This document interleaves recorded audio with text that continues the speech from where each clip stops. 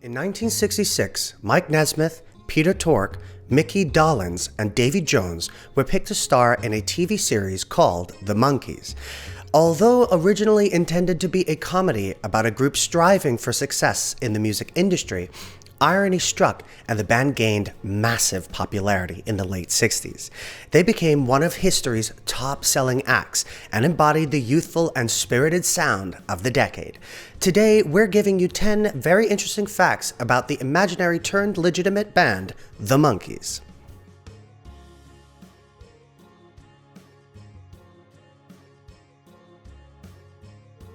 The Monkees TV show was inspired by the Beatles' 1964 film A Hard Day's Night. The show was essentially a spin-off of the Beatles film. Producer Bob Rafelson and Bert Schneider were inspired by the film and formed Raybert Productions in an attempt to assert themselves in Hollywood.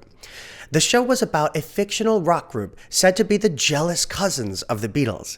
Many of the scenes in the show mirrored that of A Hard Day's Night. For example, in the pilot episode, the four boys are shown being chased through a country club by security guards in yellow dress shirts and black vests, similar to the Can't Buy Me Love scene from the Beatles film.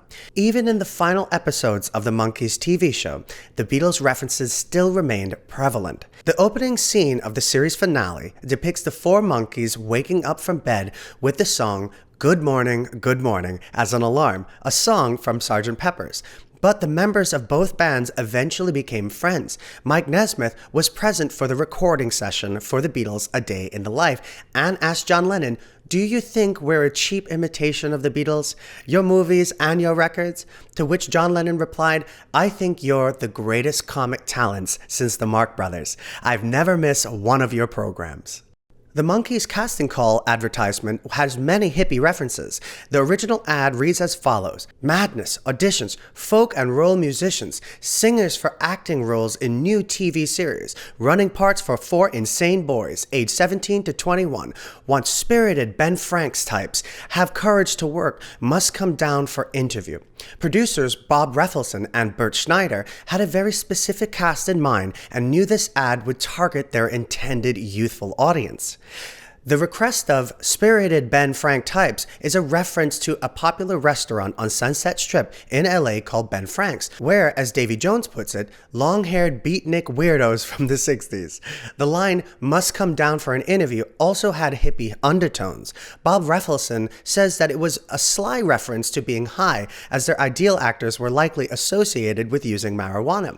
The ad brought in over 400 actors, but the producers ultimately settled on Tork, Dolenz, Jones, and Nesmith, a group of young men which they thought would best embody the young and hip vibe they were hoping to exude through the show. Jimi Hendrix opened for the Monkees on their 1967 tour. After only a year or two, the Monkees had become incredibly popular and successful, prompting a US and UK tour in the summer of 1967. For 8 dates, the Jimi Hendrix Experience, which consisted of Hendrix and a few bandmates, were the Monkees' opening act. It is now called one of the strangest musical pairings in rock and roll history. Peter Tork, who was at first not impressed with Hendrix's pyrotechnic act, said the following about the short-lived pairing. "He opened in Florida, and I think he got as far as Forest Hill Stadium before the conflict between what Monkees fans want and what Jimi Hendrix was prepared to deliver overcame him, or us. I'm told he made an unpleasant and non-public gesture to the fans. I wouldn't know personally, but that's what I heard. In the meantime, I got to know him. He was the sweetest guy you'd ever hope to meet. And I thought, here was a guy with his eyes open. He had no problems with who we were or stardom or lack thereof or any of that stuff. And we talked guitar playing and we went early to shows to watch his act, and I became incredibly impressed. Such musicianship. When you think about the music of 1967, the Monkees and Jimi Hendrix sharing the stage actually makes a lot of sense, as the two are both emblematic of music at the time. A future member of the Monkees was present at the Ed Sullivan Show the night the Beatles made their first live American television appearance. It was February 9th, 1964, 2.5 years before the Monkees TV show premiered, and Davy Jones had been casted as the Artful Dodger to perform songs from the Broadway musical Oliver. That same night, the Beatles appeared on Ed Sullivan's show to a crowd of screaming fans, a performance that would make their careers skyrocket in America and across the world. The Beatles had been popular prior to the broadcast, yet Davy Jones had no idea who the band was. The Brit had never ever heard of the band's song before. However, after seeing them on the show, a 19-year-old Jones became inspired. He recounts his experience, saying, "I watched the Beatles from the side of the stage. I saw the girls going crazy. I said to myself, this is it. I want a piece of that." Their 1968 film, titled Head, was written and produced by Jack Nicholson. At the time, Nicholson was just a struggling actor and screenwriter, and had yet to become the massive star he would be. He wrote it alongside Bob Rafelson, reportedly while under the influence of marijuana and acid. Nicholson and Rafelson recorded a brainstorming session with the members of the Monkees, and Nicholson used those tapes to write the screenplay.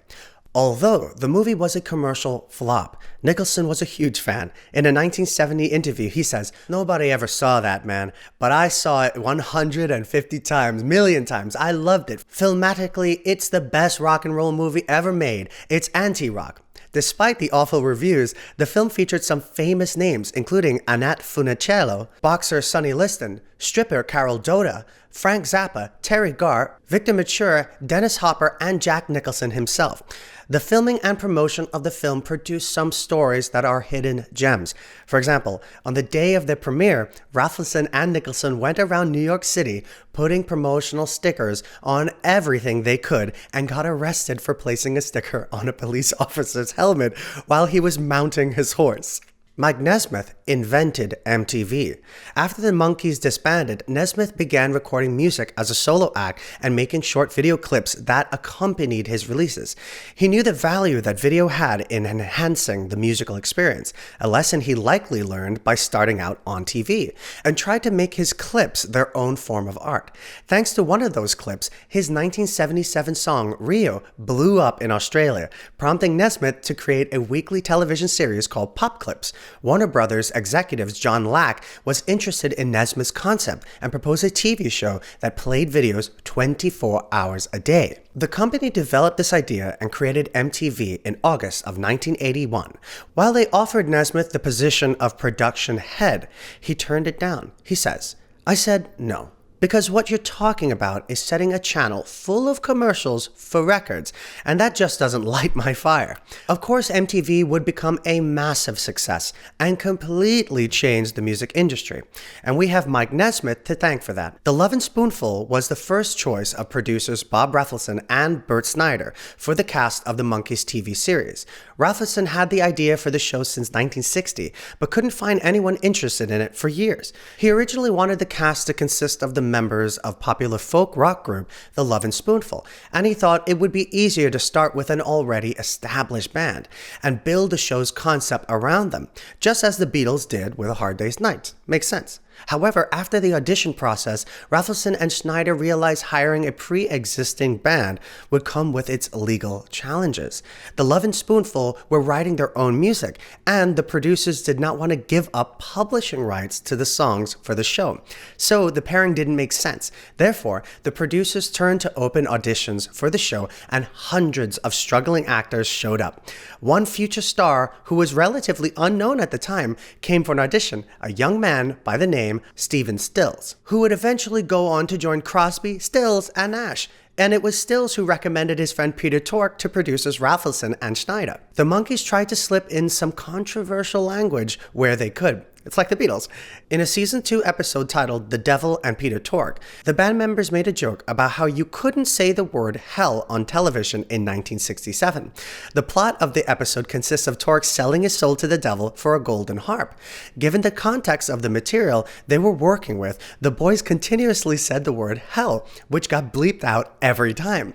The episode enraged NBC and caused some conflicts between the Monkees and the production team. But it did air. The Monkees also found themselves at the hands of controversy with the song Mickey Dolenz wrote for the group called Randy Scouse Get. The song was about Dolen's trip to England in 1967, but the title of the song was deemed so offensive in the UK that Dolenz had to change the title. Randy Scouse Get, in British slang, translated to horny, liver-buddling jerk.